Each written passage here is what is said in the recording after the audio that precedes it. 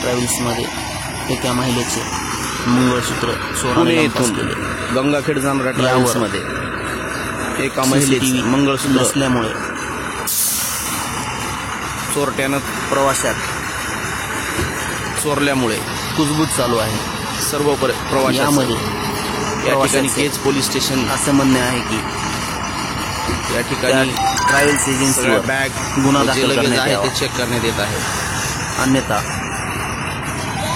प्रवाशाच्या गैरसोयीमुळे प्रवाशाचं असं म्हणणं आहे की हे ट्रॅव्हल्स एजन्सीवाल्यांनी त्या महिलेची भरपाई करून देण्यात यावी।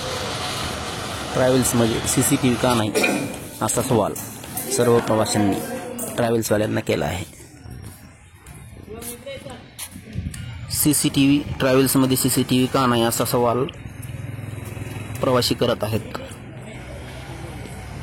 तरी सर्व प्रवाशांचा बॅग चेक करून कुठलाच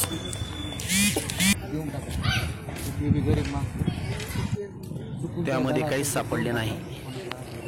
प्रवाशाचं असं म्हणणं आहे की चोरी करणारा चोर हा अहिल्यादेवी नगर या ठिकाणीच उतरला असावा असा संशय व्यक्त करण्यात येत आहे।